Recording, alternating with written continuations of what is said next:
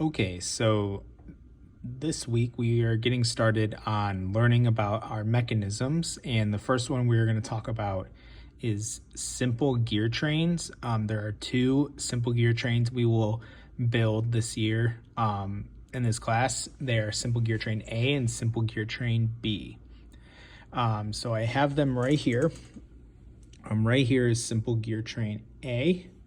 It has two gears. They are both the exact same size. Each of these gears has a bearing flat, a rivet, spacers, plastic shaft collars. The shafts that go on in mine are pretty small, and then the same gear sizes for each.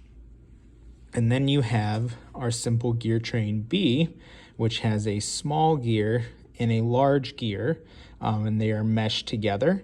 They are built a little bit the same way as the simple gear train A, with spacers, and you have your shaft collars, your shafts, your bearing flats. You can see they're meshed together as well. So that is our simple gear train B.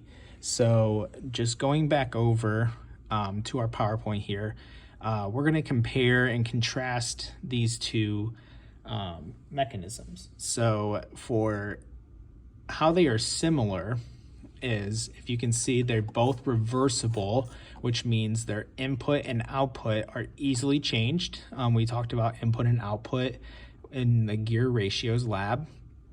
So no matter if you can put your input in either the big gear or the small gear or in one of the two gears for A or B, they are the same. Okay. The number of gears for both of these is also going to be an even number. As you can see, both of these two mechanisms have two gears, so that is also how they are similar. They also move those gears in the opposite directions. So we talked about it before, no matter which gear you move or which way you turn the gears, they're going to move, and the other one's going to move in the opposite direction.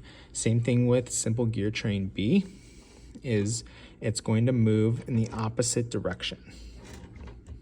Okay. Now for how these two gear trains are different, we talked about it a little already. Simple gear train A has two of the same size gears, as we see right here. And then simple gear train B uses two different size gears.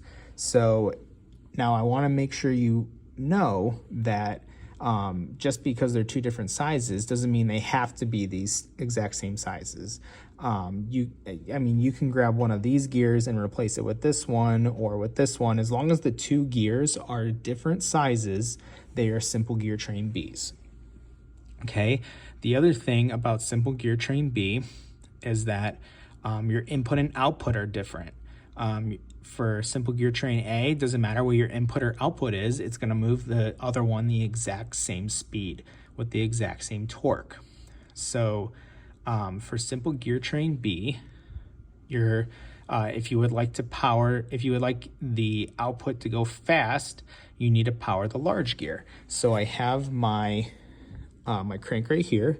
I'm going to put it on my large gear, and no matter how I turn this, it's going to make my smaller gear go fast. This makes my mechanism go fast.